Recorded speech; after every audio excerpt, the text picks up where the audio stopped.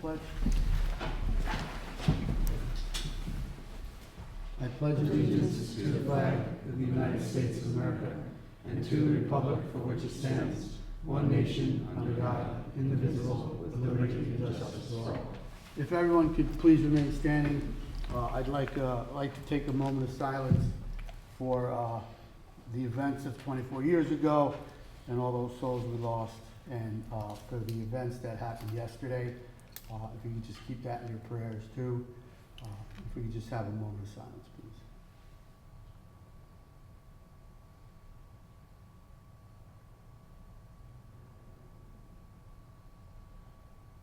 Thank you, everyone.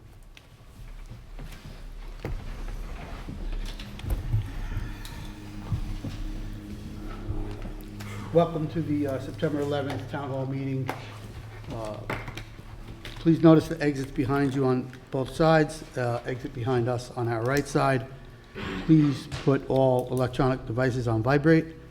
Betsy, can we please get a roll call? Sure. Councilman Cypress? Here. Councilman Larka? Here. Councilwoman Lewis? Here. Councilman Mazzata? Here. Supervisor Durante? Here. I'd like to make a motion to come out of executive session with no action taken. Second. All in favor? Aye. I would now like to make a motion to open our public hearing, to amend local law, chapter 138, solar energy systems. Second. All in favor? Aye. So tonight we have Ashley Lai from our planning board company, I always get the letters wrong. I'm sorry. AKRF. So she is vital in all of our laws and codes. So just give us a quick what we're really trying to do here. Sure. So the purpose of this local law, this draft local law, to amend the code to address solar panels and solar systems is to clarify the approvals process, to encourage solar on rooftops and within existing impervious surfaces and integrated into building systems, and to discourage the conversion of greenfields and forested areas to solar.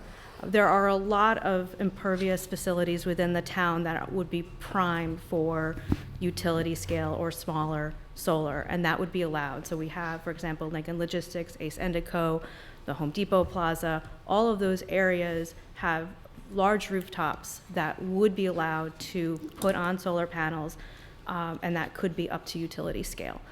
One of the things that we didn't want to see, or that the planning board didn't want to see, was some of the farmland converted.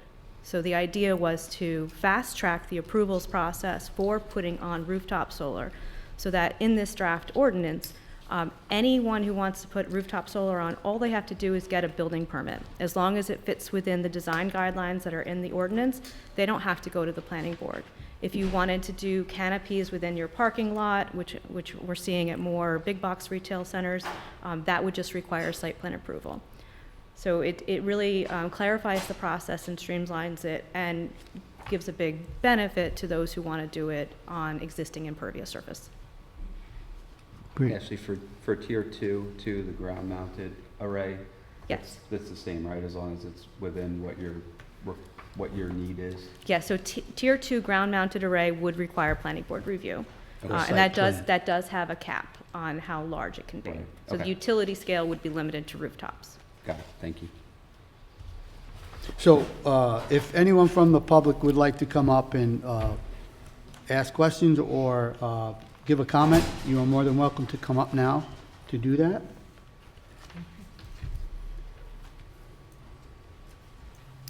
Just let us know who you are and where you live. Sure.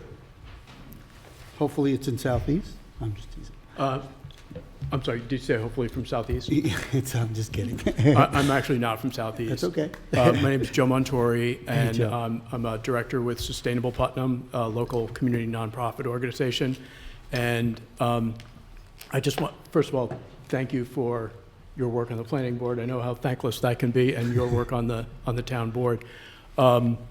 Yeah, I had some questions actually, which perhaps the planning board can answer. And also just some concerns. Everybody's aware of climate change and the impact that that's having on our climate, and obviously solar energy is, one of the greenest forms of energy there is out there. And it's great to see it, being deployed and replacing fossil fuels. I'm always concerned when I hear of restrictions on deploying solar for that reason, but also because economically it's the cheapest form of new generation of electrical power, and we all know that economically all of our electric bills are going up. It looks like that's going to continue to happen in the future. So any restrictions on new electricity generating facilities can be a negative in terms of consumers and the cost to consumers for electricity. So I'm kind of curious as to why the town would restrict, solar being deployed within the town, given those benefits, both economic and environmental. And I Just real quick, understand, I'm we're- sorry, And I don't mean to cut you off, but Yeah. that's kind of a broad statement. We're not restricting solar. We're kind of restricting like large-scale commercial Right. solar farms. right, some aspect, some Clear deployment cutting. of We're solar. actually promoting the other. And then the Yeah. flip side, we're making it easier for most people to do. So, That's great, Yeah. and I applaud that. But I guess, I understand why you would want to restrict some solar deployments at utility scale. I've seen bad solar farms put up with clear cutting of trees in Yorktown, right on the border with Putnam Valley. You might have heard of that case. Right behind Putnam Valley Middle School and High School. It's on a slope. It's like the worst place to clear cut trees, which are an environmental benefit, and then put up solar. So I understand restricting it, but I guess I would prefer to see a less restrictive rule regarding utility scale. For example, and I understand the concern with farms too. We don't want to displace farms, especially here in Putnam where there's not very many left. But there's something called agrivoltaics where farms can deploy solar but also use that land in between the solar panel, ground-mounted solar, for grazing of livestock. And it's actually proved a benefit in that the livestock can actually shade under the solar panels in the middle of the day, and the water, flows off onto a concentrated area. It encourages growth of crops where they're planted. So, So- Oh, go ahead. yeah. So what I'd like to say, because I read the stuff that you sent to us, and surprisingly, the farm that we have on the landfill, it did happen before most of us got here, and it took a very long time. There are so many regulations because we are in watershed also, and those fields, their drainage is very restricted because of the panels themselves. It's been going on for so long with the DEC approvals Yeah. that it almost didn't fly in this particular location. And Ashley could probably answer this better, but in our southeast footprint, I really don't know how much usable land there would even be for a farm panel system. And the other thing that is just kind of blowing my mind is the farm that is at the landfill, the town we had to sign on for a certain percentage of the energy that they produce at only a 5% discount on the, what do they call it? The rate, basically, that the retail electric rate, yeah. company is charging. So Wow. if I was here when that started and that's what they told me, there's no way I would have let them do that. Yeah. Because 5% is nothing, and It's- now that the bills are going up, Yep. Yeah. it's a tough Yeah. it's a tough thing. But Ashley is very good with the way we want to try to do things. And if some of these companies approach some of these, the logistics center, that could be a huge farm on top of that building, and it Yes. could definitely Yeah, help. agreed. And the new facility on, just down the street from the Home Depot complex, I forget. That's what That's I think what- it's That's the done. logistics center. It's Oh, in okay, Yeah. the logistics center, One of okay. the- I didn't even know what it was, but I've seen on satellite maps Oh, the yeah. huge roof area. Oh, go ahead. I was just going to say one other thing regarding, there's probably not that many properties that would be viable, but Sustainable Putnam was actually approached by a farmer with property in the village of Brewster, and they were actually interested. They haven't pursued it, but they did approach us and ask us about, what are the steps to take to deploy solar. And I just feel that, if a private property owner has cleared land and it can be screened, I think that that's important because a lot of people don't want to see huge arrays of solar panels. I don't blame them. But if they could be screened, nobody else is going to see it, why not, I think one of the things that I think this board's been doing a good job at is trying to be proactive in our code. Like we saw what happened in Mayapack, Somers with the battery farms, right? And they got criticized like, hey, how come you didn't have a restriction about this? Well, no one knew about it, right? Yeah. Your example in Yorktown where they clear cut and put solar panels in. So, we're, like Eric said, and Nick, we're making it easier in some ways, harder in other ways, but if there was a piece of property that was perfect, if there was a farm that was perfect, if there was a use, like you said, that had other benefits like drainage, grazing, not just a clear cut of a mountain and solar panels, they could always make application, get denied because of the zoning, and then go in front of the zoning board to get a use variance. And for that type of large scale project, that's not, well, maybe it is uncommon, but I don't think it's that heavy as a lift as it would be for a homeowner, which we're making easier. And if we didn't make these code changes and a big project that we didn't want and you probably didn't even want came before us, then it's hard to make those changes. I understand. So- I understand. I have solar panels on my house, Me too. it's, Yeah. blend into the roof, but, in a field it would. Yeah. And the other, I think we have to purchase 35% of the power. The other 65 is only one other entity, and it's not the town of Southeast. Right. So it's just, Yeah. it's so it's just so in its infancy Yeah. that so many kinks might need to still be worked out. But yeah, we're just looking to Okay. try to protect the town. Okay. Well, thank you very much for Thank you. listening to me, and thank you for your time. Yeah, Thank you. Thank you.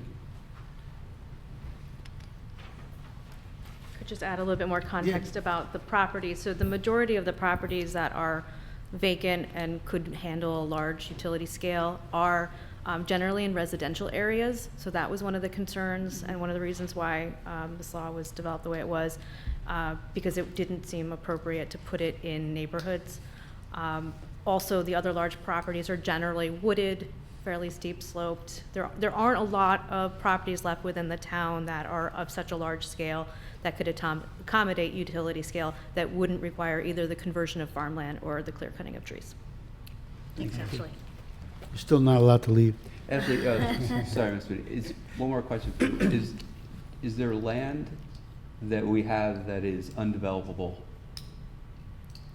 for buildings or whatever, like a slope or something that solar could be used there, which would require result in the clear cutting of a mountainside, right? And that I think would be a concern of mine if we were doing this, right? So there's land that is going to be green open space, but if they could use it for this, which could be detrimental in other ways.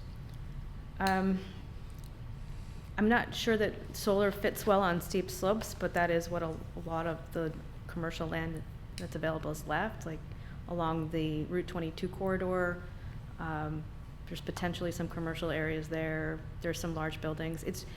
The idea here was to really encourage these types of facilities to co-locate on an existing building, since we have some very large buildings in town. Okay, thanks. Makes sense. Hello.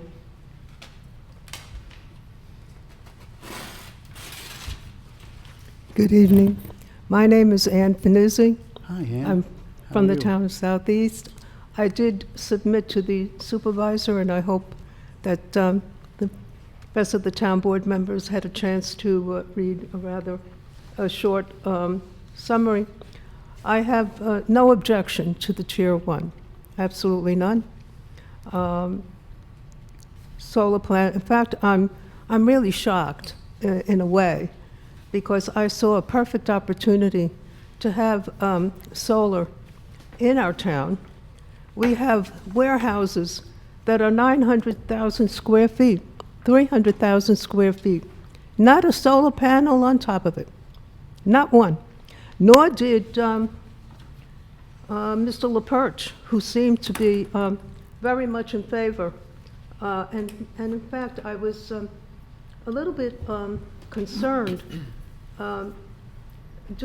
Does the planning board now legislate for the town of Southeast? I thought the town board, I mean, do you have a alternate plan to Mr. LaPerche's proposal? Because he's a planning board, No not the one town board will change a code. It has to go through the steps, and a lot of things come to the planning I board was first. looking, no, I'm sorry, Pooh. I was looking for your response to his proposal of Tier 1, Tier 2, and Tier 3. So, But the way, now you can correct me, but the way I saw it and the way Mr. LaPerche's letter to the town board, it almost was a fait accompli. well, we have another law this evening that we're reviewing. I'm sorry. Sorry, Mr. Walker, if you could just speak a little louder. Sure. We have another law that we're reviewing tonight. It's rental registration, and that is a law that went through the planning board. And we've made so many changes to it at the last meeting that we had to extend the work session. We're going to be reviewing that tonight, and that's another reason, and Ashley's here. Then that law will go to public hearing, and then it'll get approved. So they're giving us the draft of the law, and then we have the ability to make any changes that we would like. Right, And tonight is to my- hear input. Yeah. At least my perception was that the town board makes the law, makes the legislation, and whatever it is in the town board's purview, they can certainly ask for consultation from the planning board, not the other way around. It is the town board that is the legislative body, and that residents have a sense of accountability. There is no accountability to the planning board. We do not elect the planning board, we elect the town board.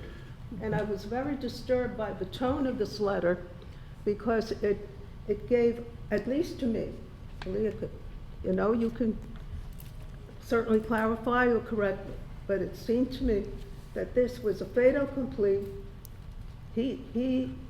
I have copies of the so-called proposed, you know, and so then I looked for the town board's reply, because is this what we're, you know,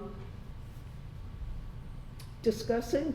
Their proposal? I want to know your proposal. And we're going to let Ashley answer some of your questions on how it gets to this point. So if you could just let her Right. talk to you for a Right. second. Well, I mention it because it is to me a serious problem of, All right, we just wanna try to- role reversal. We just want to try to explain it to you. That's Yeah. all. Ashley's right there. Would you mind letting her use the mic and? Ashley's right there. I can explain. So Yeah. within the town code. Oh, I'm sorry, I didn't see you. Oh, no worries.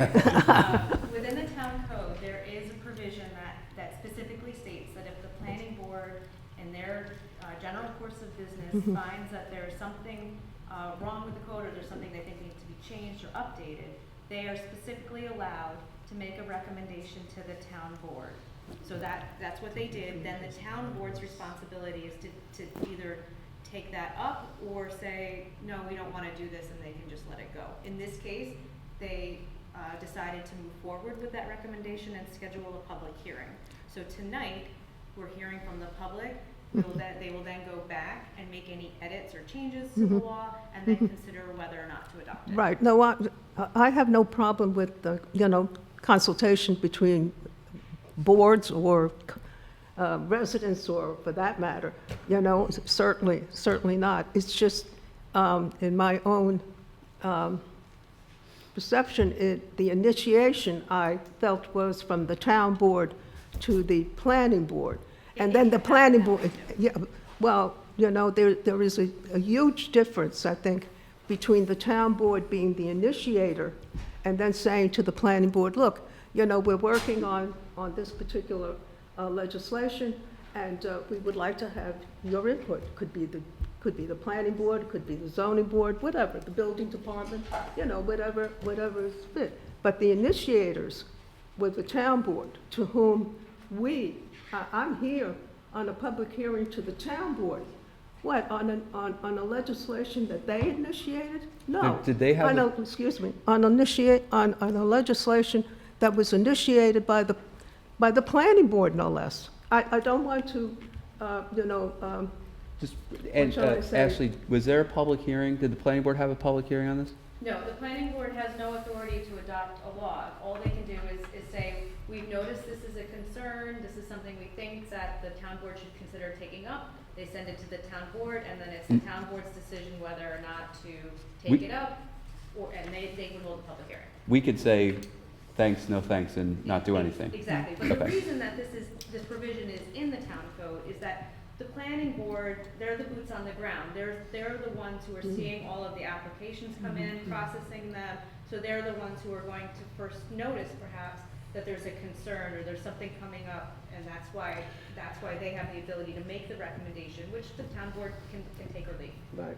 And anybody can make a recommendation. Well, A resident can then make a recommendation. Then I want to also address certain aspects of the tier 1, tier 2, tier 3. As I said, I have no problem with tier 1. You know, you should put, and I would say to Mr. LaPerche, you know, that he had the occasion to require the developer to put massive amounts of solar panels on the warehouse, and maybe Sustainable Putnam should know that. Anyway, second thing is, I'm concerned about where this is being located. Tier 1, Tier 2, Tier 3 gave me the impression that for argument's sake, you have Ace Indigo, and I'll just give you an example. You have Ace Indigo that has considerable property. Can Ace Indigo now install a solar farm on their property? Or No. Tractor Supply, or? Only or on any- their building. I'm sorry? Only on their building, not on their property, but on the structure they can. Well, It's again, clearly I'm written in glad that. you clarified that, because I have no problem with solar panels on structures. This I is- do have problems with solar panels on land.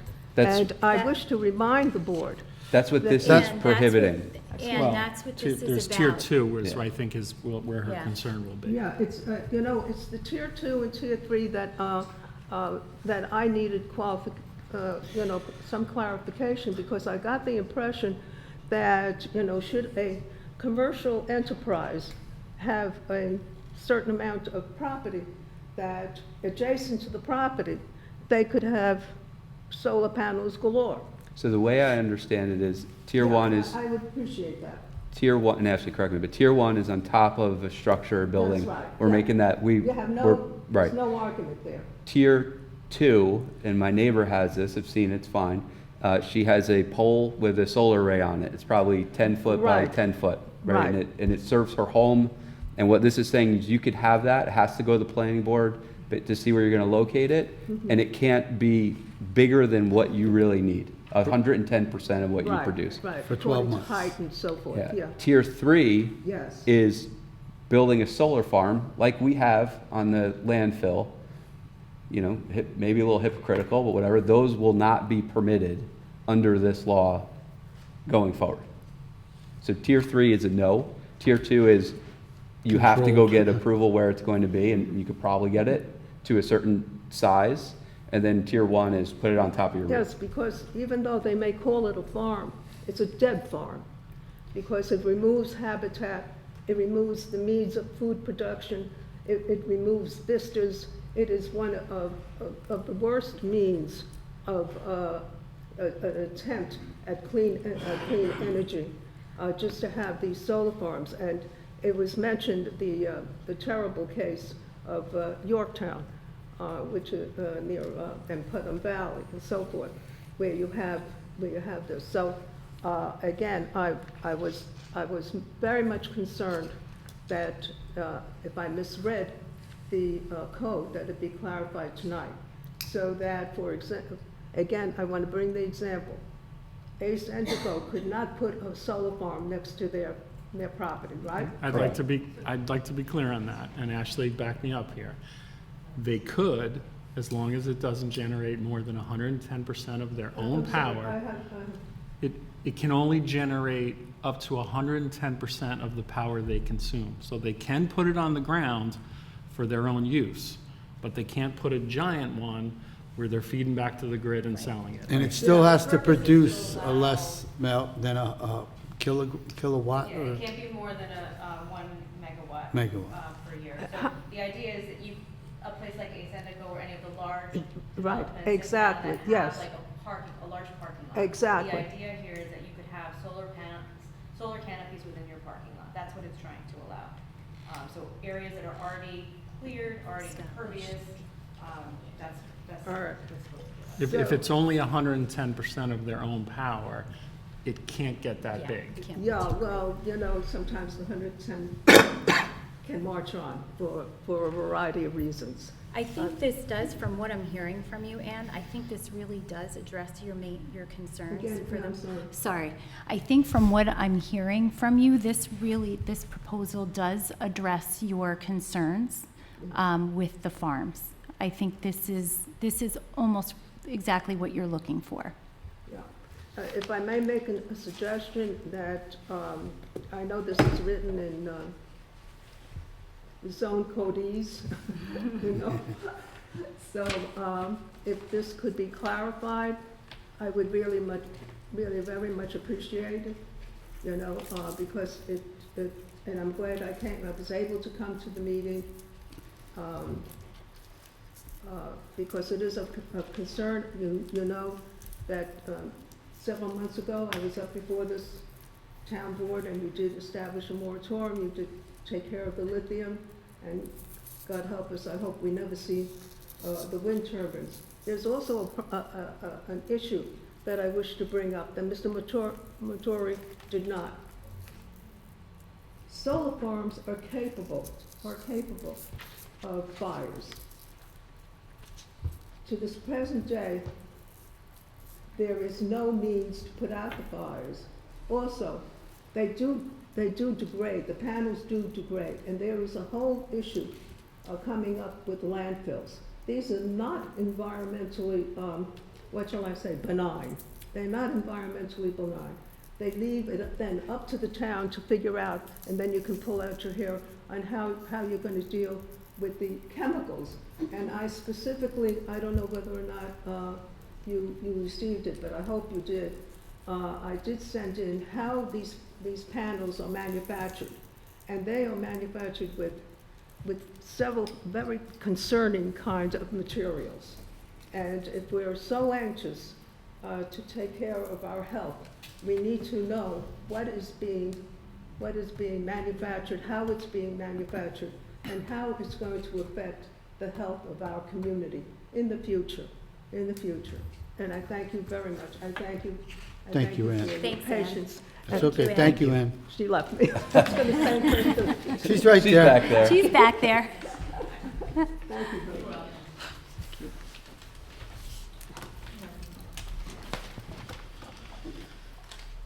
Hi, Paul Marini, resident of Southeast, and Hey, Paul. hey, folks. Just want to start off by saying I was in the solar industry for about 15 years, engineering and operations positions, and personally familiar with a lot of solar farms in the area and a lot of proposals that have been written. I want to reiterate what Joe said, that the cost of solar has come down so dramatically in my time in the industry that it's the lowest form of energy right now to create electricity. Just a couple of examples I wanted to talk about also before I do that, I want to mention, just heard on the way over something I was going to bring up, but another radio report just mentioned it. The reason utility costs are going so high is because demand is so high. We're going to keep having more and more demand. Scott mentioned at the last meeting the The school's going to have a huge demand with electric buses. So I think restricting any development of solar is not the right way to go at this point. Some of the things I've seen, we proposed probably 15 years ago to the county solar farm, and they were the ones that requested it, and it wasn't pushed on them, but solar farm at Tilly Foster, similar to what's being done at the Southeast landfill. The county would use that energy. If they did it, I don't have the original numbers, but if they saved 1 penny per kilowatt hour and adopted that system 15 years ago, they would have saved $360,000 by now. So you can say it's not significant, but to me, that's a fair amount of money. You know, they're not going to eliminate anybody's taxes, but everything helps, I think. So I think Tilly Foster is still a great opportunity.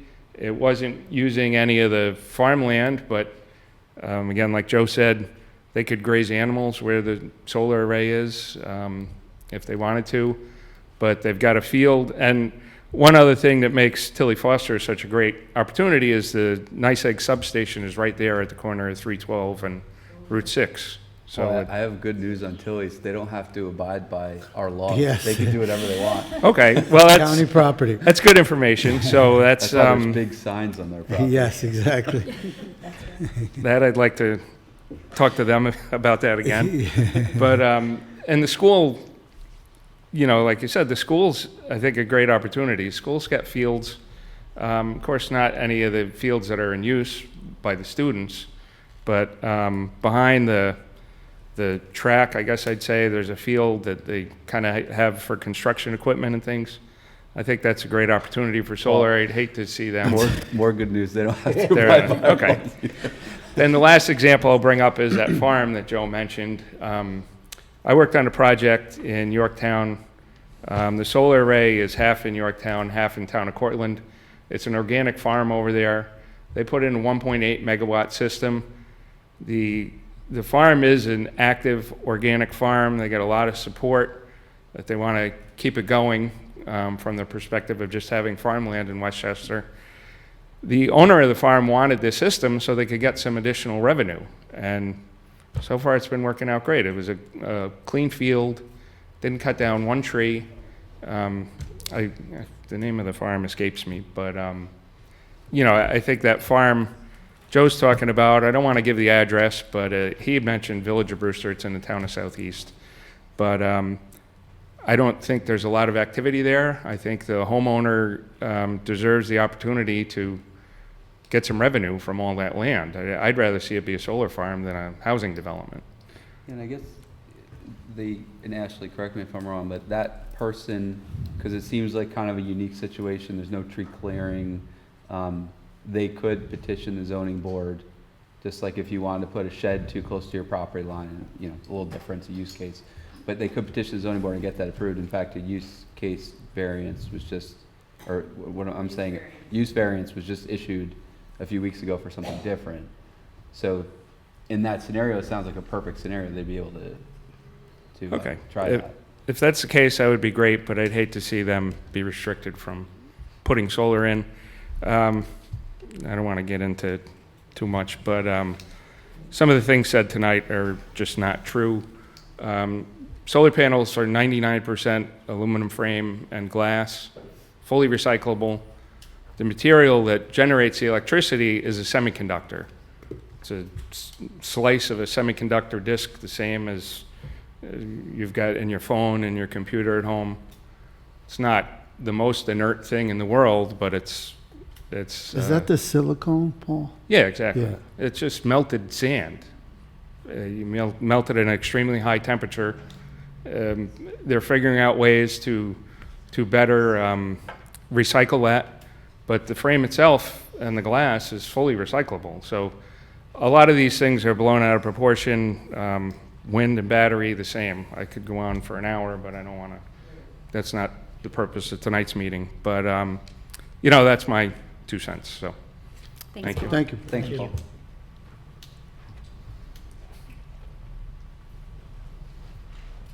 This gentleman mentioned the very fear that I have. He looked at Tilly Foster. Wonderful. Let's put a solar farm on Tilly Foster. How about Ryder Farm?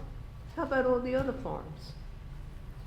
And so he presents the case of, and of course, as the town board, you have that obligation to keep budgets and to have taxes and so forth. But there is more to money. There's more to money.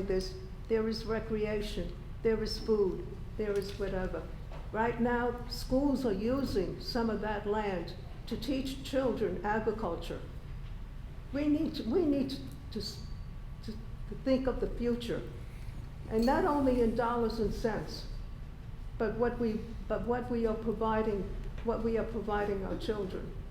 And I'm so glad that some of the schools are using their land to teach children food production and even care of animals. Solar farms of that caliber take away that experience, those experiences from children. I speak to you as an educator who's very concerned about what has happened in this generation. And we need to provide our children the best. So let's think recreation, we have food production, habitat, all of that goes awry. Thousands of trees were destroyed. There is nothing that God has not provided us than trees. This is what we're trying to do, Ann. Okay. We're trying to do But this. if this gentleman Well, hey, mentioned Tilly Foster, and I you're really know, and supposed to that's address- what I'm afraid of. You have to address the board, not the people. Excuse me? You're really not supposed, you're supposed to address the board, not Oh, talk no, about I'm not- people. I'm I know, sorry. but, Yeah. we heard your thoughts. I think Yeah. that's good. Thank you. Thank you, Everett. Thank you. Thanks, Ann.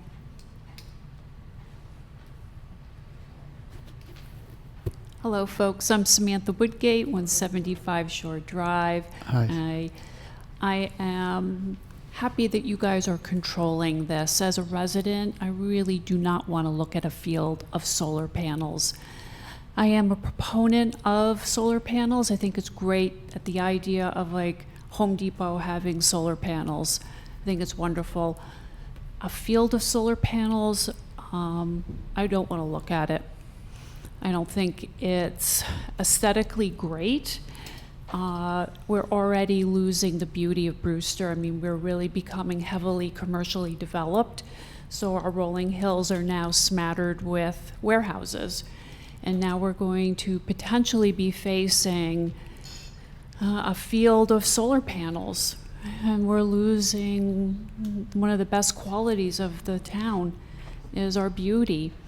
And I would hope that you guys would want to somehow contain this, because then some point we're going to really lose it all. And there will be certain people who will benefit. I'm going to guess the people who came and spoke for it are probably going to benefit in some way. They may sell panels, and so they make money from it. But the people who live here, making an assumption, and the people who live here who love this town like myself, I want to preserve it to a certain context. And so I would appreciate it that you guys have been looking into containing it. So just wanted to say thank you for that portion, and that as a resident, I'm not looking for a field of solar panels. So thank you. Thank you for coming up.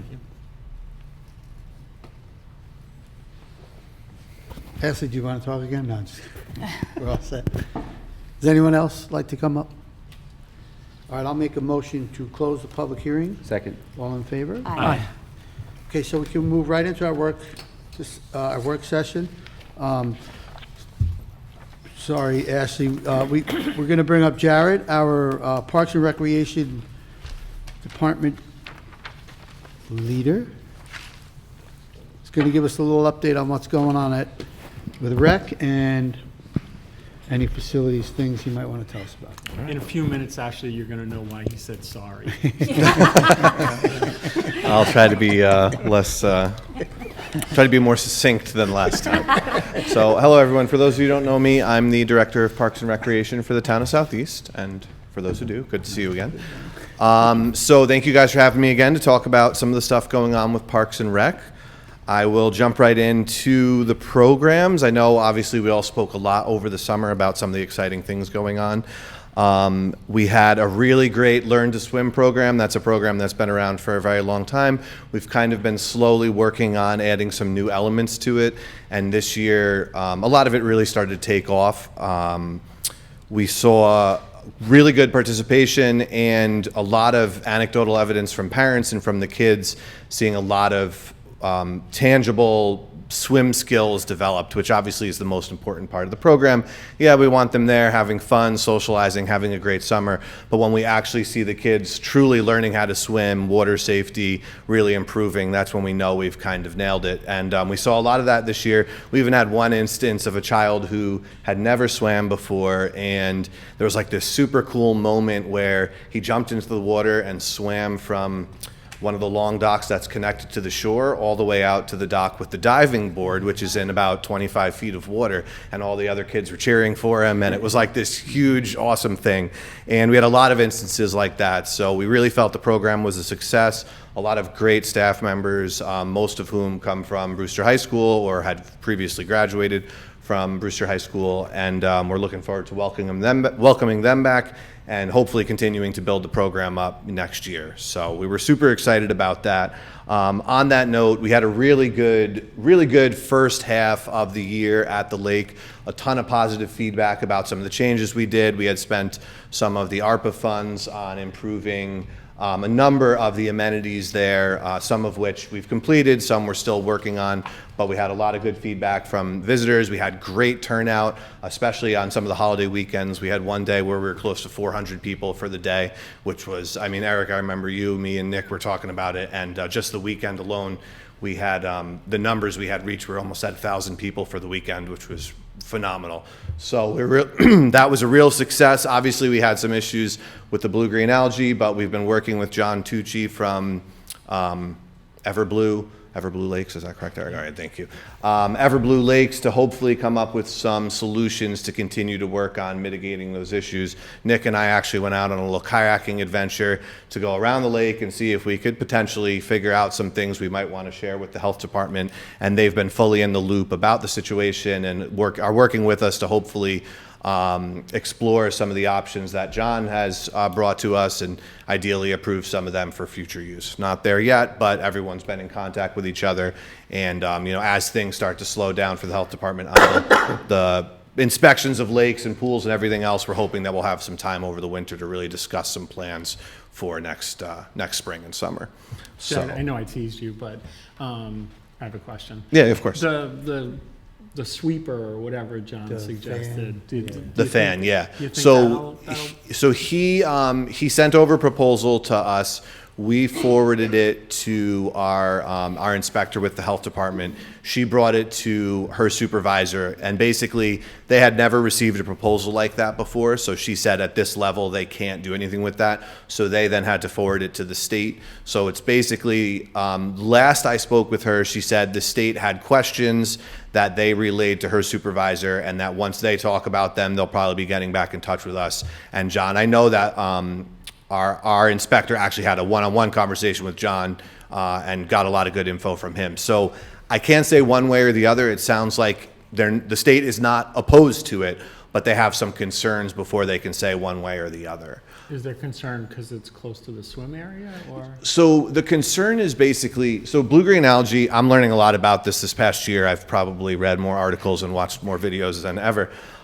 It's actually a misnomer. So it's actually a bacteria. And so the concern is that the fans may disturb the bacteria to the point where it's not as visible, but that doesn't necessarily mean that the bacteria is not there. And the other concern is with respect to the fans being in the swim area. The way those fans are designed, we could not permanently mount them because they would be a hazard to swimmers. So we would have to have a plan in place where they were put out, taken in, either on an acute in acute situations or on a routine basis. So that part of it, I believe, is definitely doable. If it's as simple as John has kind of made it seem, the setting them up and taking them down, I think we'd be able to make that work. I think the broader health concern, I honestly can't answer that. And it seems that it's kind of starting a new discussion, which is great actually, because we're bringing up points that it sounds like no one really ever has before. So that's kind of cool that we're at the forefront, but it does seem there's still discussion to be had. Cool, thanks, John. But Yeah. then the other thing too is we've only had this thing on for 6 months. Yeah. And it's the first cycle, so. Oh, yeah, I still have, hopefully, I mean, obviously, I pushed for it, I have high hopes for it, but I was just looking for an update on that new thing, feature, or yeah. whatever you call it. Yeah, the aeration system on a whole, so from what I've been told by John and by a few other people who are environmentally science educated, that it's been very successful with beginning to restore the health of the lake. But the bacteria problem, is it going to necessarily be solved right away?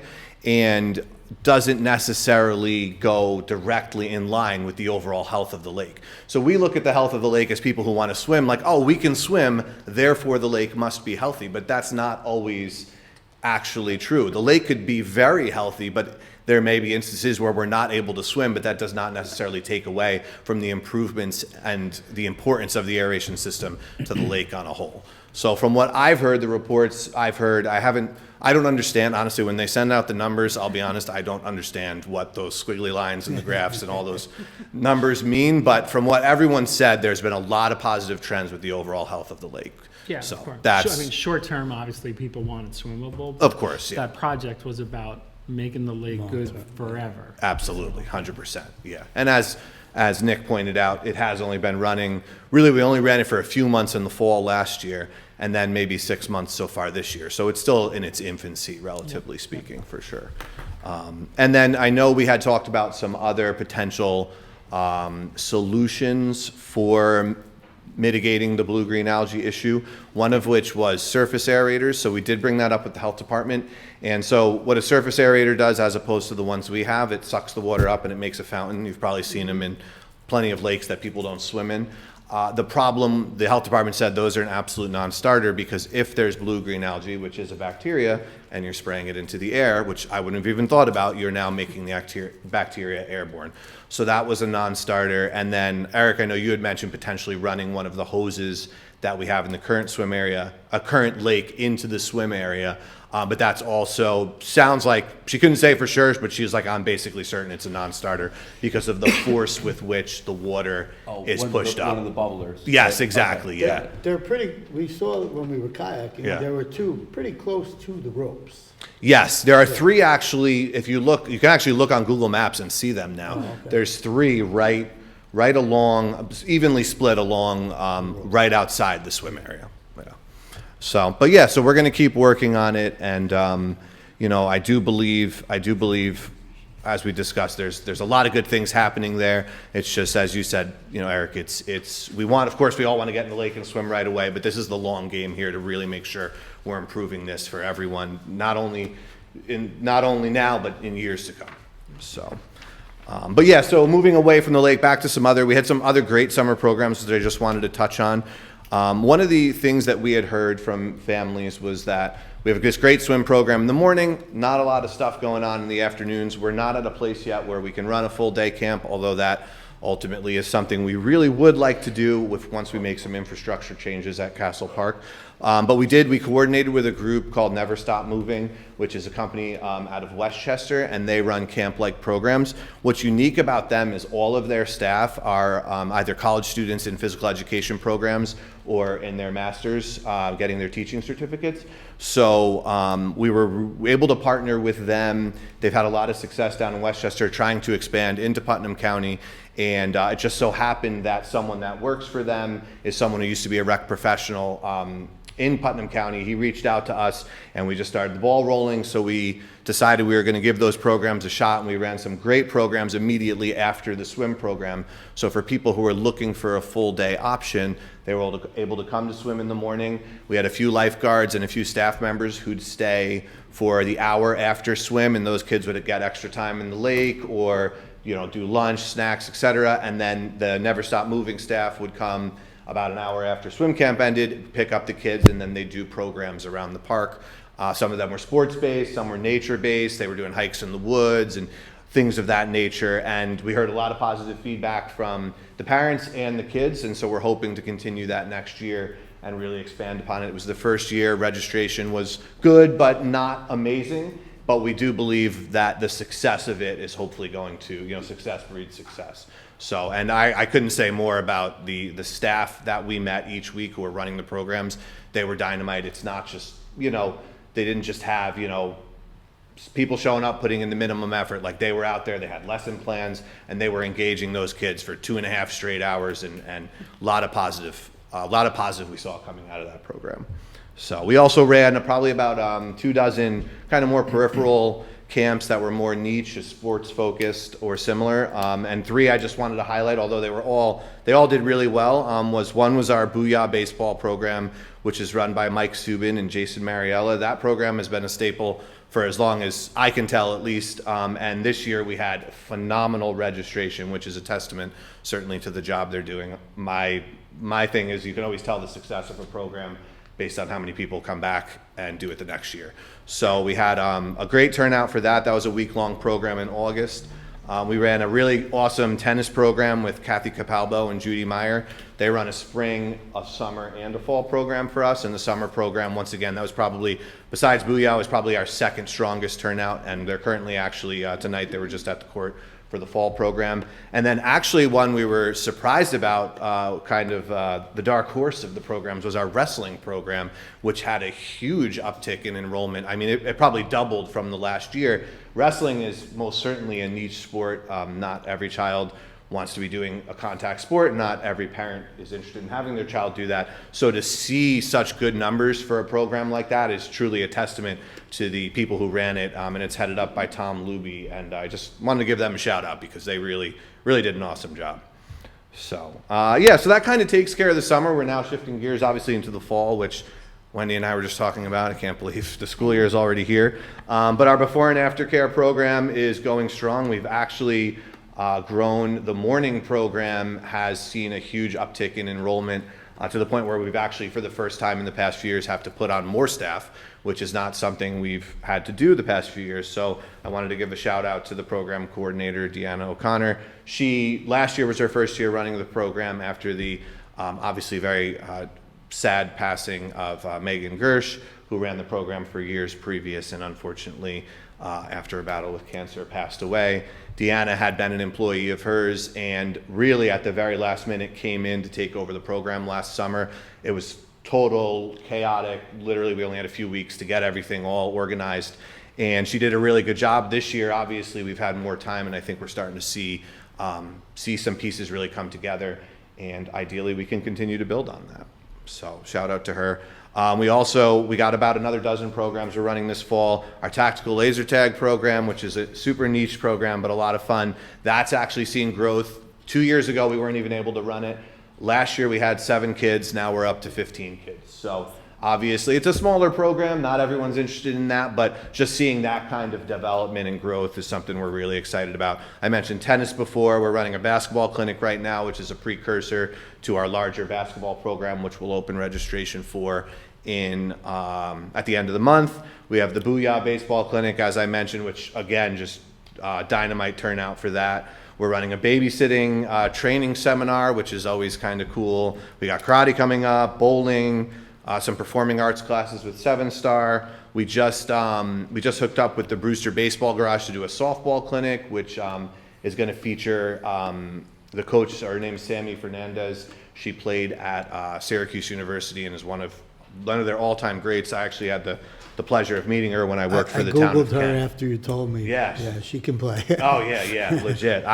When I was in the town of Kent during COVID, we did these online Facebook Live things, and I did interviews each week with different people. I actually got to interview Dave Fleming, who pitched for the Seattle Mariners, and we had Sammy. What was that? I used to catch for Dave. Oh, did you Yes. really? Oh, yeah, awesome guy. Yes. And we had Sammy come on as well, and hearing her story was great, and some of the adversity she went through.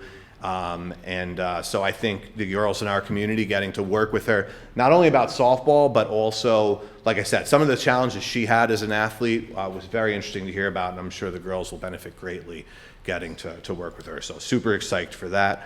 We're looking to partner with a group whose name I forgot to write down, and of course I can't remember, but to do some educational classes as well. Obviously, we've been a very sports-heavy department, and slowly but surely we're trying to grow that into other areas. So we have a company, they're working over with Patterson Rec right now, really good reviews, so we're hoping to hook up with them to do some programs that are more geared towards STEM and things of that nature.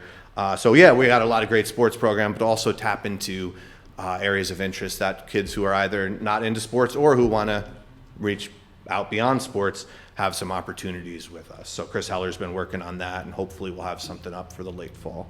And then, yeah, we have our usual fall activities. We got our family paint night coming up in October, our pumpkin painting night.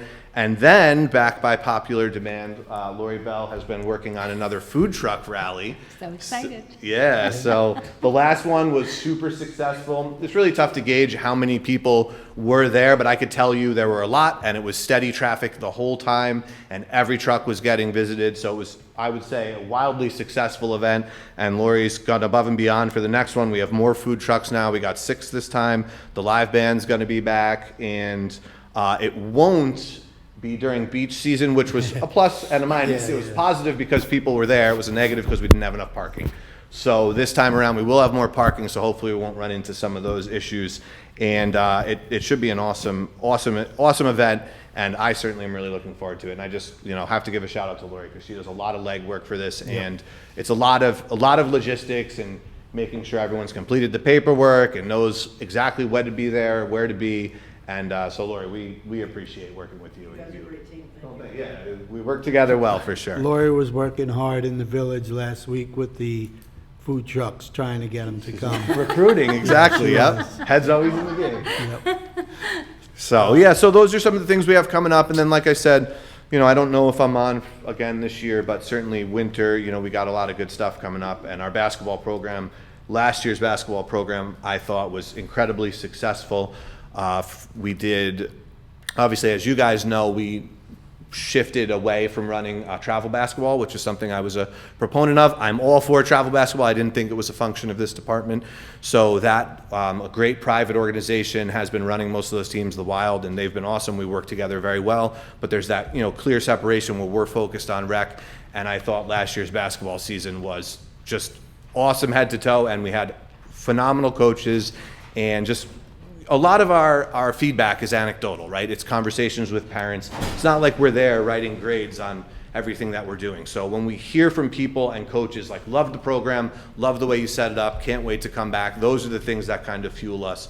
And I felt last year's program was good. So we're really looking forward to getting registration started and hopefully growing the numbers. So I'd like to give you an update, because now that I'm involved with the football, I don't know what previous years was going on with football, but I think it's lights out right now. Good. A coach was removed already. The board, made the decision that this person who might have had issues last year was not fit, so they removed him. So I think the board's doing a fantastic job. They're Awesome. very informative to all the parents, all the coaches. And the kids that I'm with seem to be having a ball. So I think we did the right thing with football and put it into a group of hands that had the time and I don't know how Kathy and Patty did it, because these people, there's like 15 of them, and they're all working real hard, Yeah. like all the time. yeah. So the football program is going well, and hopefully next year they get a few more kids coming out. We have 21 kids, so for 9-year-olds, I think that's awesome. That's fantastic. Yeah. Yeah, absolutely. So, yeah. No, that's great to hear, and that certainly matches the impression that I've gotten. We've obviously been working pretty closely with the board on a whole regarding, we had some practices going on at some of the fields, some workouts for cheer going on, and obviously we've been working with them in some other administrative aspects that we've all been discussing. And I've been very impressed by the involvement of everyone. The communication lines are always open, and just certainly the passion for it. When I was there the other day, I messaged you and said you looked like whatever coach I Vince Lombardi. Vince Lombardi out there. But it was just great to see it looked well organized, and obviously a lot of great coaches, a lot of good passion. And I agree with you. Obviously, I think it's in the right hands for sure. And I definitely believe that this is only the first year too. Imagine once you all get really settled and things start to build up. I do believe it's going to be a lot of exciting improvements as time goes for sure. So the other aspect, the other gear, I want to switch gears, start talking about some of the parks. We talked about the lake, so I don't really need to go on that any further. Actually, one thing I did want to talk about at the lake, though, is a number of months ago, the town board approved some fund transfers, one of which was to buy some watercraft for the lake. So we ordered 8 new kayaks for the lake to go along with the 4 that we already have. And next spring and beyond, we're hoping to run kayak rentals, and then on top of that, some programming as well. So we've been clearing, Mark and some of the high school workers have, at the end of the summer, we're down at the lake.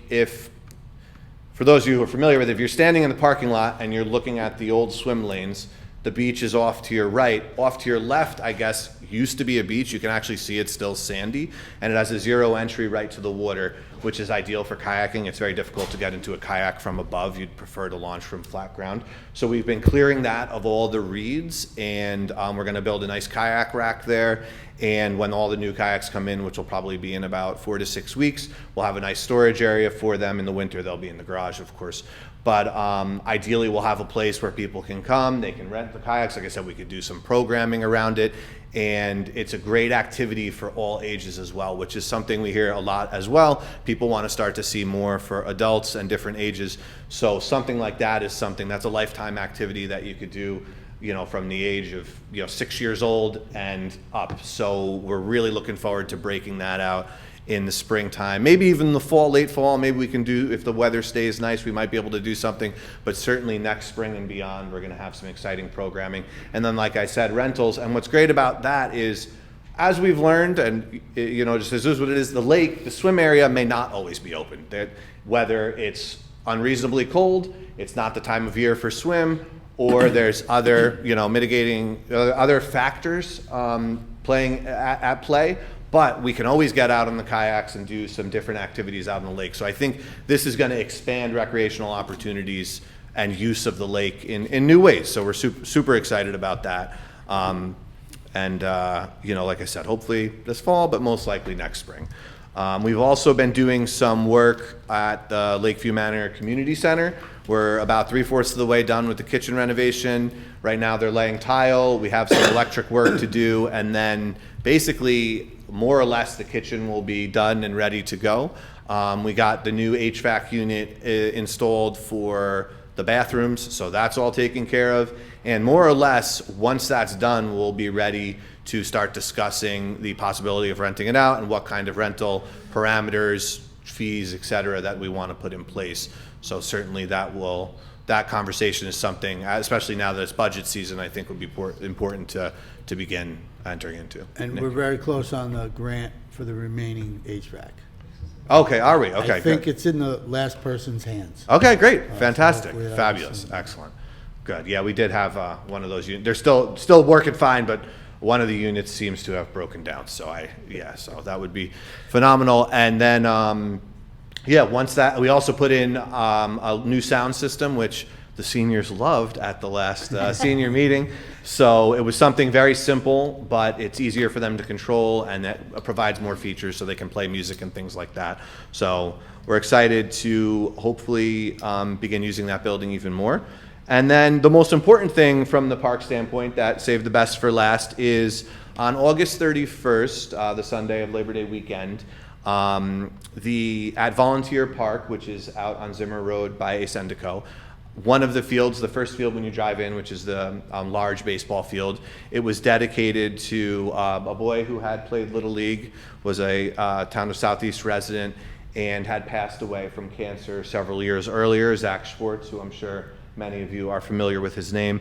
I, being relatively new, I never had the pleasure of meeting him, but by all accounts, a wonderful child. And some of the things he did while he was sick to raise awareness for childhood cancer, I believe he had leukemia, is that correct? Yeah, some of the things he did and the charity that he started while sick to raise awareness and also raise money for other children was just truly phenomenal to hear what he did. And Jim King, a resident, he kind of really ran point on making sure this field was dedicated in Zach's honor. And there was a lovely ceremony on August 31st. Jim made a great speech. Mark and what's his mother's name? I apologize. Joelle, thank you. Yes, Mark and Joelle also spoke. It was just so touching and just really, a perfect morning to honor him and to carry on, obviously, his spirit and the great work he did, his legacy. And, all credit to Jim and Wendy, I know you're instrumental in it as well, and Brewster Little League and the Crush organization for making that happen. And there's a lovely plaque there behind home plate on the outside of the fence if you ever have a chance to stop by and read it. It's one of the most important things I think we've done all year, and I was excited to get to be there and meet his family and just take part in that. So If I could interrupt you for wanted one to. Yeah, no, second. please do. If anybody has an opportunity to go see that plaque, it really is beautiful. Joelle and Mark, Zach's parents, they had, we left it to them to kind of put their emotions to words on that plaque, and it really is beautiful. Agreed, absolutely. Yeah. Yeah. So that was last weekend, and certainly a fitting dedication, no doubt. So that more or less wraps it up for me. Eric, how did I do? Does anyone have any questions? You just got to wake up Ashley as you go by.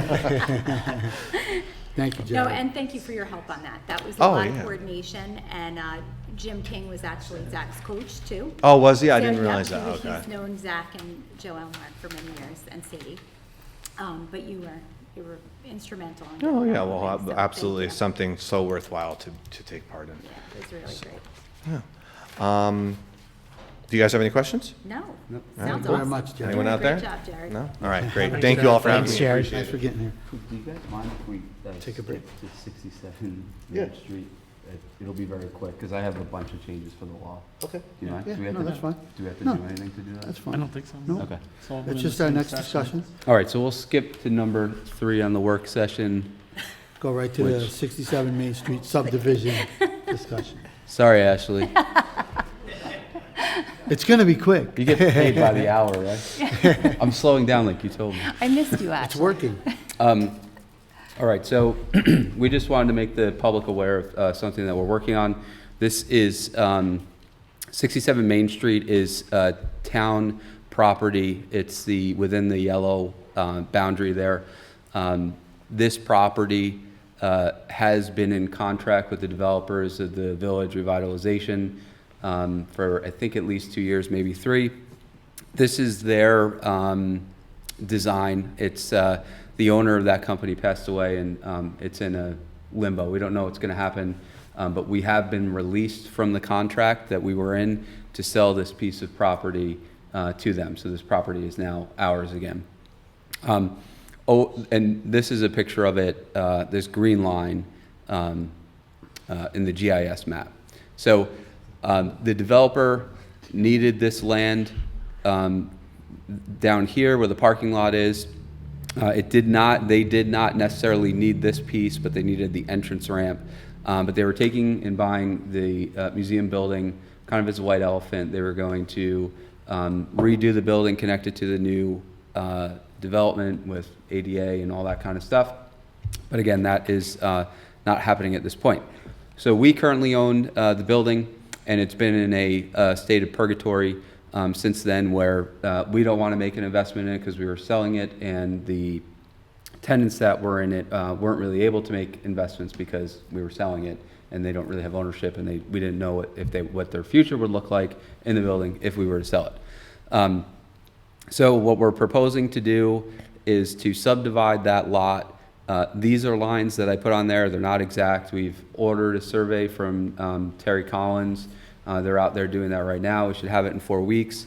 The intent would be to separate the building where the museum and Cultural Arts Coalition are from the rest of the property, so that if this project ever were to come to fruition, we would be able to sell this green outlined lot to them, so that we could help support the village revitalization if it made sense. But we could carve the building out, and if there was somebody that came along that was interested in purchasing and putting the money into it that it needs to be occupied and used more, we would be able to consider that. If that didn't happen, we could still sell both of the properties. We could actually make make it a contingency that you had to buy the building if you buy the other property. So by doing this, nothing's really changing right now in the short term, but it will give us the ability to do something with the building in the future if we wanted to. So just wanted to make you aware of that. We are going to set a public hearing on this topic tonight for the next meeting. We don't need to do that. We're not taking any action that requires that, but we're just doing it to be transparent. And if you have a comment on it, you can wait till the end of the meeting and make a comment during public comment. Okay, that was it. Thank you. Thanks, See that, Ashley? He was not kidding around. Okay, so we'll just go right into the next discussion, and it's to amend the local law, chapters 108 and 138, regulations of rentals and senior housing. And Ashley is our guru on that also. And like Eric said, you know, there were a few more questions he had, so we just extended it to today before we did any public hearing or anything like that. So I don't know if you guys had talked about any of the other. So, should I get started? Do you guys have anything? No, I'm. Should Ashley give us a quick recap of the changes she sent today, or you want to just jump right in? No. I don't care, so. Yeah, I would just. So I circulated a draft last week that picked up the bulk of the comments that I'd received from Eric. And after that, I went through and did another check for consistency items, some cleanup items, and so that's really what this version does. It cleans it up a little bit more. Okay. So I have the old, new version here, and I have, well, I guess this is the same. I don't know.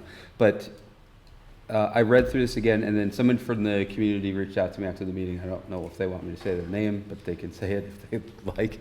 But they made some recommendations, so I was going to toss some of those out here for us to review.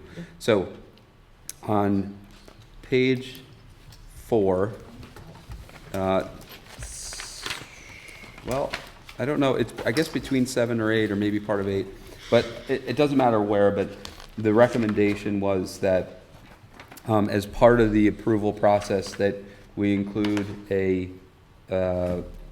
if there is an HOA or if it's in a co-op, that a letter of approval is provided for them.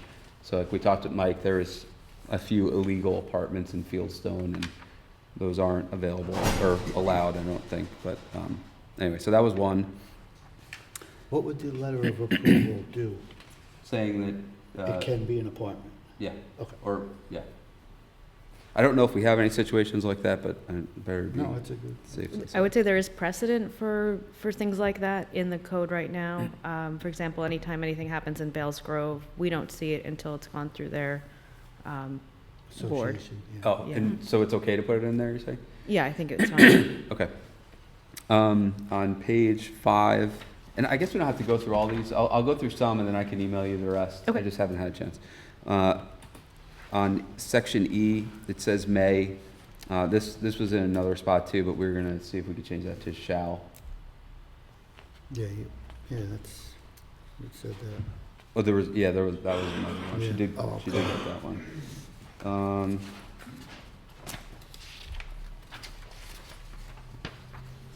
There's another few like may, shalls. Okay.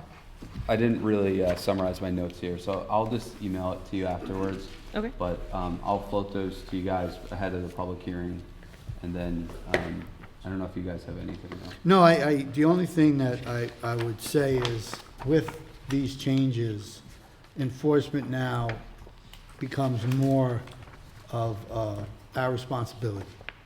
Yes, so To it make sure. does very clearly state what, are the parameters for enforcement, what the timeline is, what the requirements are for renewals. So it does put a burden on the town in terms of making sure that it's being enforced, but there's also the ability to charge fees to offset those Okay. costs. Great. Ashley, before you leave, and again, some of these may have been picked up already. This was not me, this was this person, but I don't know if I disagree with it. But on page 8, section A, number 3, 108.13A3. Defines. Yeah, Okay. so instead of 15 days, they wanted 30 days. Because of a bigger fine or Yeah. just, yeah. And I'm That's okay with that. good, yeah.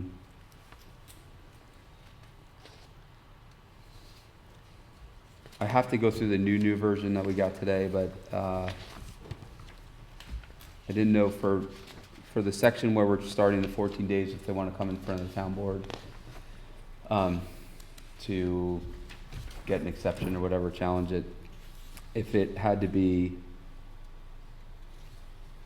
do we have to do that certified, or is the postmark date sufficient for so- section A? Yeah, so it's drafted as postmark date. I can talk to Will and to the building inspector to see if they have a preference. Okay. And then there was one other section that it's still read as subletting. It's on page 10. I don't know if it's in the new version. I haven't looked yet. But any dwelling which is rented or leased for a period of 30 days or more to individuals or families who then allow others, oh, it says occupy. I think last time it said rent. But isn't that subletting? Occupy the dwelling. I'm sorry, which number are you on? I'm sorry. It's short- under, Short-term rentals rental. Near the bottom of the paragraph. yeah.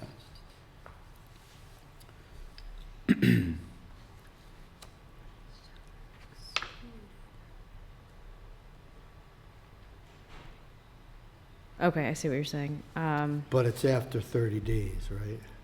Well, either way, it's, No, it's somebody's renting it for more than 30 days and letting somebody else stay there for, However long, yeah. Okay. and that seems like something we don't want. yeah, I don't think we want subletting. Okay, so clarify, so no subletting.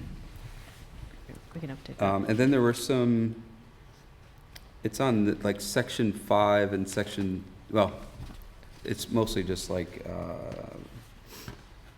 numbering and stuff. You may have already gotten that. Okay, that's it. There's some other minor stuff on here, but I will send that to you guys. Okay. Ashley, thank you so much.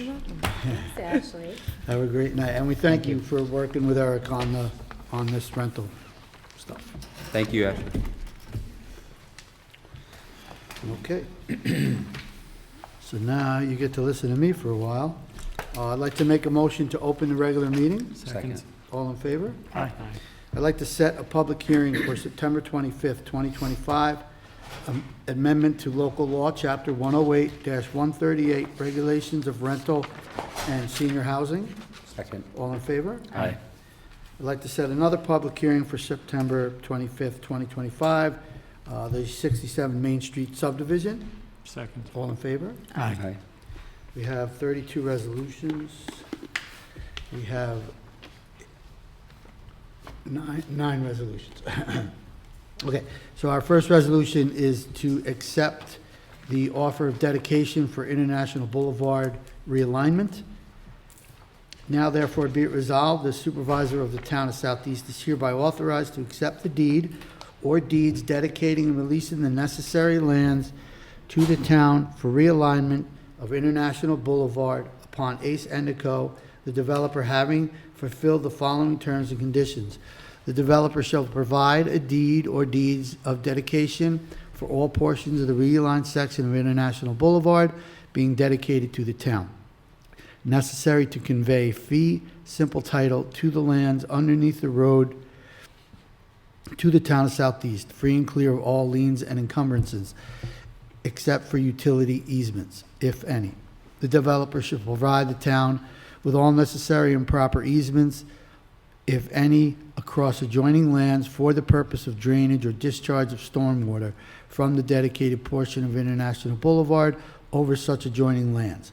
And the developer shall provide a title insurance policy issued by a company which is a member of the New York Board of Title Underwriters in good standing and licensed to issue title insurance in the state of New York, insuring the town fee, simple title in and realigned and to the realigned section of International Boulevard as described in the deeds or deeds of dedication in the amount of $10,000. And be it further resolved that upon compliance with the foregoing conditions and in accordance with the provisions of Highway Law Section 212-A, the town highway superintendent shall issue an order of abandonment and quit claim deed conveying to Ace Endico so much of International Boulevard as originally configured, and it is further resolved that upon compliance with the aforesaid conditions, the town clerk is authorized to record the deed or deeds of dedication in the Putnam County Clerk's office. So moved. Second. All in favor? Aye. Our next resolution is the Terry Bergendorf Collins Survey Services. Now therefore be it resolved, the Town Board of the Town of Southeast hereby accepts the proposal of Terry Bergendorf Collins, L.C., Star Ridge Road, Brewster, New York, to provide professional surveying services to the town in connection with the proposed subdivision of the parcel of property located in the village of Brewster, known generally as 67 Main Street. And be it further resolved that the supervisor be and hereby is authorized to execute a contract with Terry Bergendorf Collins, L.S., to provide surveying services to the town of Southeast in connection with the proposed subdivision of town-owned premises located in the village of Brewster and known generally as 67 Main Street, in a form and manner of execution satisfactory to the town attorney. And be it further resolved, all actions heretofore taken in furtherance of the contract are hereby ratified and confirmed nunc pro tunc. So moved? Second. I got that right. All in favor? Aye. The next resolution is the Board of Assessment Review to reappoint Stephen P. Moore.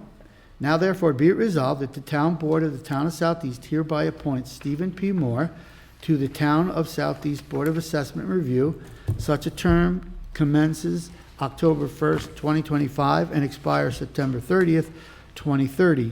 And be it further resolved that this appointment shall take effect on October 1st, 2025, upon the taking and filing of the appropriate oath of office with the clerk of the Town of Southeast. So moved? Second. All in favor? Aye. Our next resolution is the liquor license waiver notice for La Catita Loca Bar and Restaurant at 988 Route 22. Now therefore be it resolved that the Town Board of the Town of Southeast hereby waives any and all rights it may have to substantify and procedure complex compliance with Section 64 of the Alcohol Beverage Control Law regarding notice to the municipality in connection with the application of La Catita Loca Bar and Restaurant, Inc., in connection with the proposed full restaurant liquor license by the New York State Liquor Authority. And be it further resolved that the town clerk is hereby authorized and directed to forward a certified copy of this resolution to the New York State Liquor Board, 80 South Swan Street, Suite 900, Albany, New York, 12210-8002, and to the attorney for the applicant forthwith. So moved? Second. All in favor? Aye. Our next resolution is a liquor license waiver notice for Pinky's Up Tea Room. The location will be 512 Clock Tower Commons. Now therefore be it resolved that the Town Board of the Town of Southeast hereby waives any and all rights it may have to substantive, I'm having trouble with this word,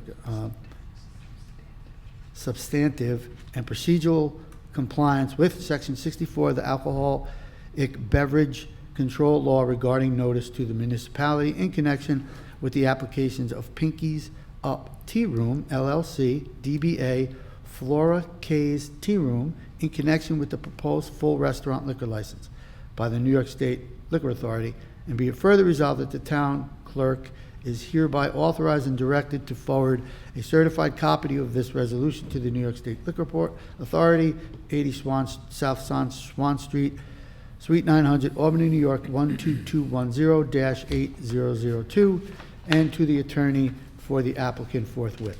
So moved? Second. All in favor? Aye. Our next resolution is the establishment of the performance security for DeBonis Southeast Duncan. Now therefore be it resolved, the bond amounts for the following project are set as forth. DeBonis Southeast Duncan, site improvements, $220,000.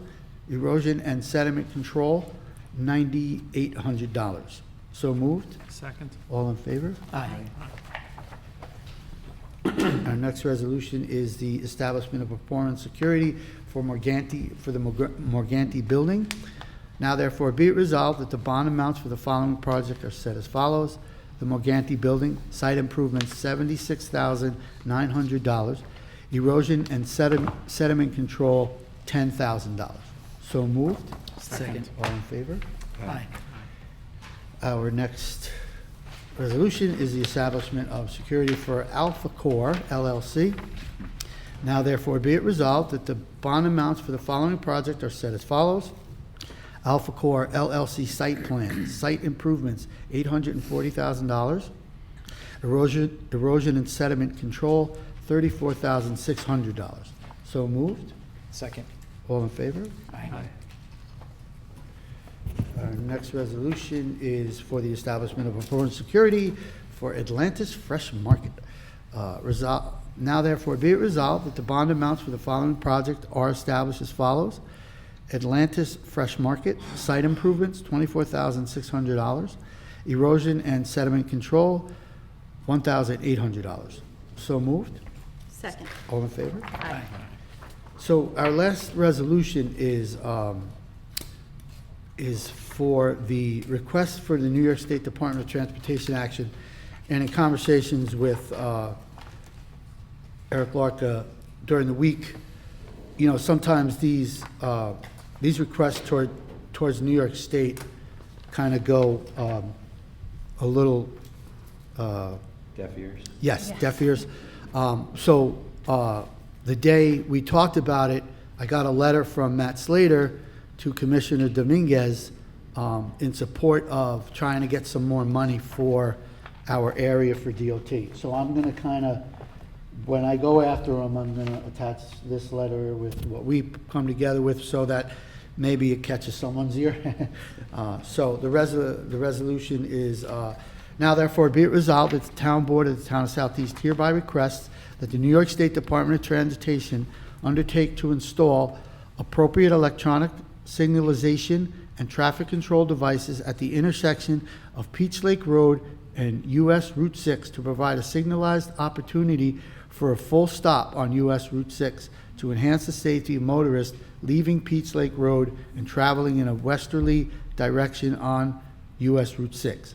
And appropriate electronic signalization and traffic control devices to provide a signalized opportunity for motorists traveling in a westerly direction on US Route 6 to turn southbound onto Star Ridge Road, and appropriate traffic control devices to prohibit U-turns in either direction on US 6 at the Star Ridge Road intersection.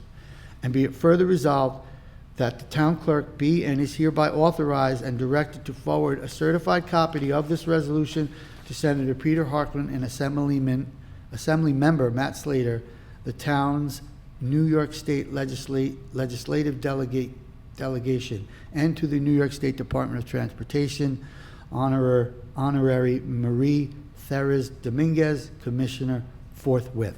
So moved. Second. All in favor? Aye. Okay, that's a lot of my voice. Okay, so we go right into new business. If anyone has anything they'd like to talk about? Anyone? No? All right, then we could go into a public comment. If anyone from the public would like to come up?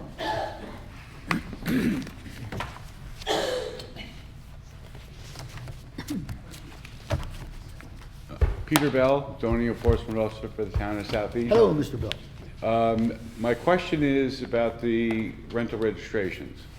Over the past few months, we've been monitoring many properties in town that used to have rental registration, that have had rental registration, that we have found through efforts of the assessor's office, have advertised through Realtor.com, that they have accessory apartments or what have you. Anyway, we have between 100 and 150 that I have on hold.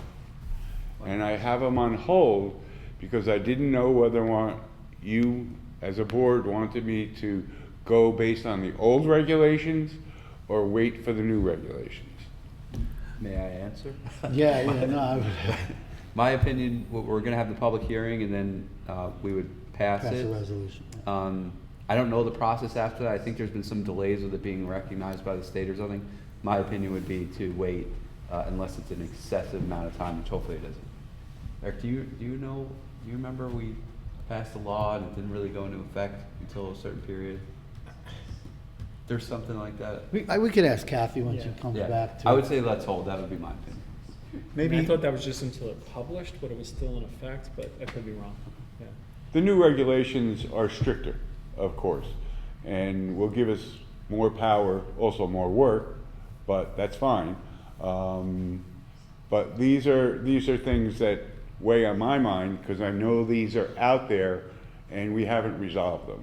Yeah. So if you want to wait, that's fine. That's what I we'll would, do. I'd bring Will into it just to see, because if they've been submitted already prior to The new passage, They're not submitted. It's not submitted. they are not submitted. These are not These are submitted. violations. These are properties that we have found through different sources that could very well be rented. Mm-hmm. But we haven't done anything other than basically a warning letter. So you're speaking to future enforcement Well, potentially. there's He between could 100 and enforce- 150. He can enforce For today, now or he under can the current- enforce later? Or Right. wait under Understood. stricter Okay. ones. Yeah. Eric's hoping it won't take long and we should wait. Understood. If we could confirm with Will it's not gonna take long, I Yeah. would say wait. I think one of the Yeah. biggest. Kathy would know, I think. One of the biggest changes is that it'll be 2 years instead of 3, Three. and that's a big safety improvement, in my opinion. So that would be one of the main reasons I Mhm. want to hold until this law's in place. Okay. Great Then- question, though, and thanks for asking. All right. That's what I'll do. We'll just hold on to them and wait until we hear back from you guys. Okay. Thanks, Pete. Thanks. And thank you Thank you. for helping out with Mary Ann, our new employee. Oh. We appreciate it. We still need business cards for her. Oh, yeah, that's right. You keep asking me business cards. Oh, and for Caitlin too, right? Is there anyone else?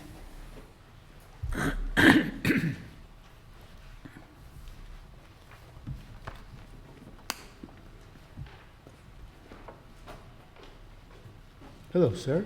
Evening all, Scott Seaman, Town of Southeast. Hey, First, I would just like to thank the board for all these little things that people are asking why.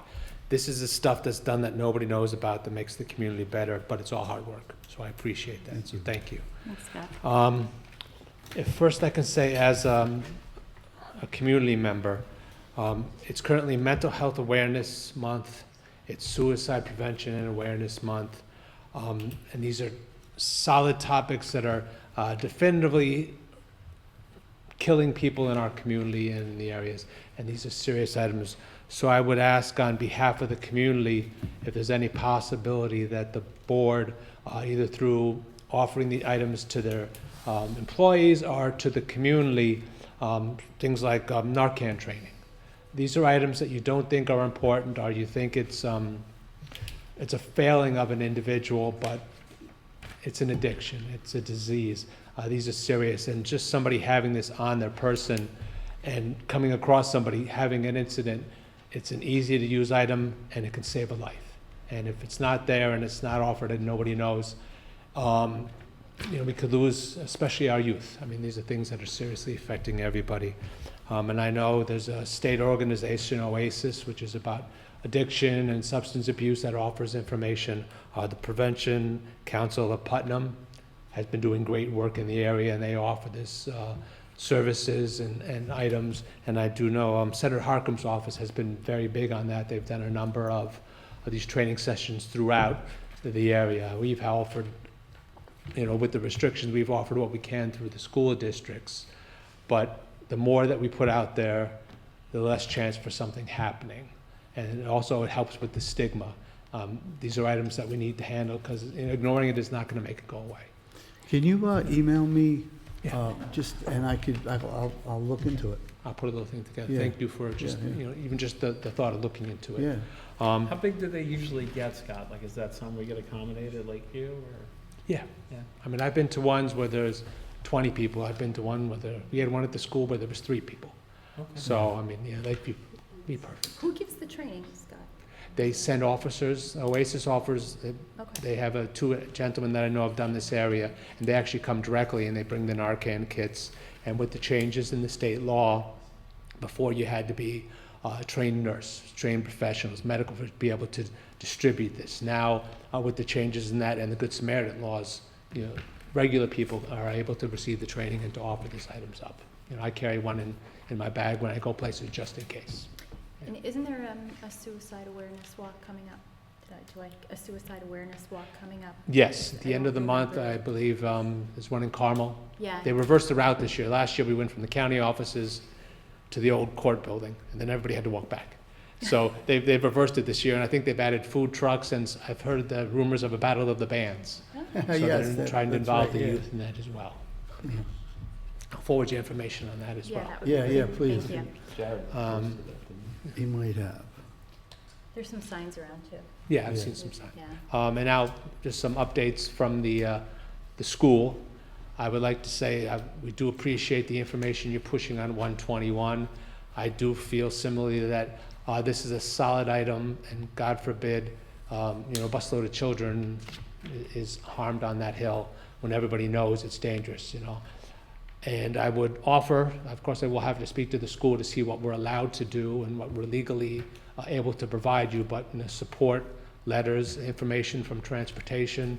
I can't say definitively, but I believe a lot of times we've had to change the routes because no bus is ever going to come down that hill and try to get across that street. That's just a disaster waiting to happen.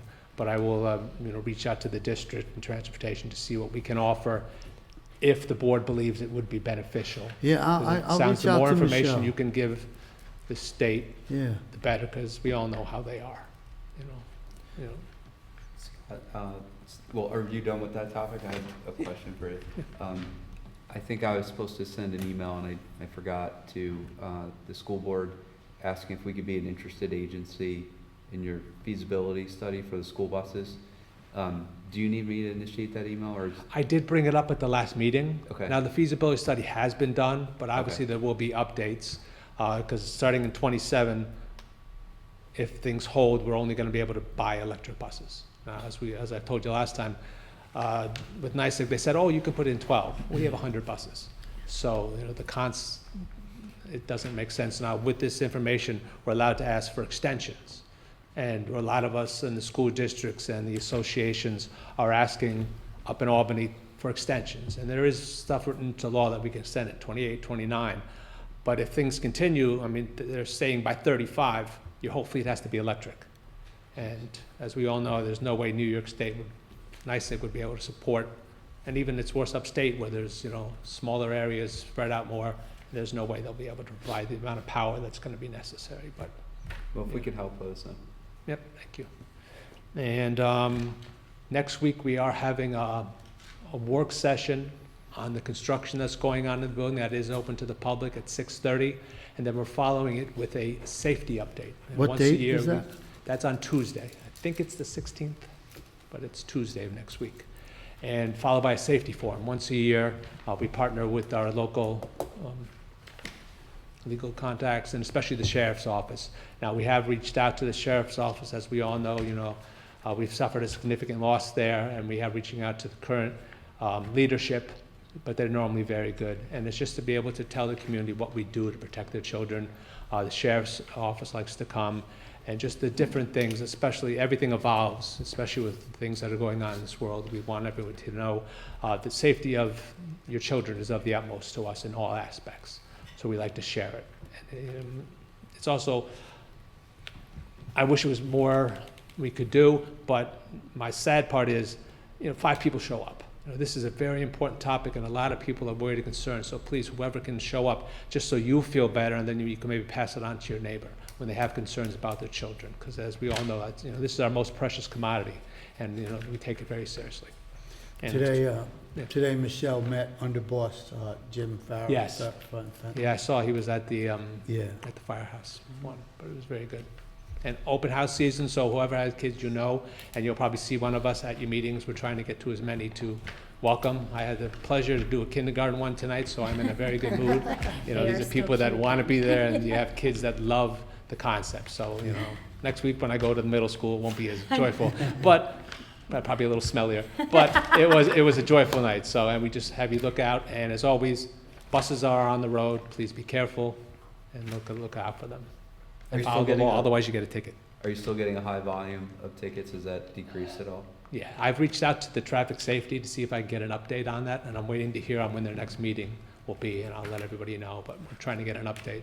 As far as I know, across the state, it's still literally tens of thousands of people every day drive by buses. It's insane. So we're just lucky that nothing, too bad has happened. But as always, thank you for your work, and if there's anything the school can do, let us know, and next time I'll have more information. We get, the bonfire is back and homecoming, so I'll provide all the information on that. Did they set the date for homecoming? I want to say it's the 10th of October. October, Yeah. Okay. but I'm not Because sure. I wasn't sure which I one believe it that's was. what it is, so once I get it, I will get it out to everybody.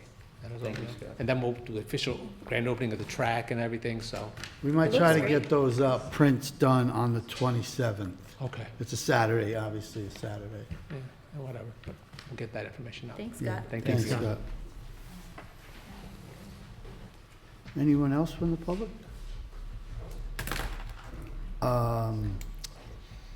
Okay, any comments from the board? No? I would just like to say this morning I went to Firehouse at 312 and 22 for the 9/11 ceremony, and DeStefano, the chaplain, did a really good job. Tommy Regan had a really nice story about 2 guys that perished in the attacks.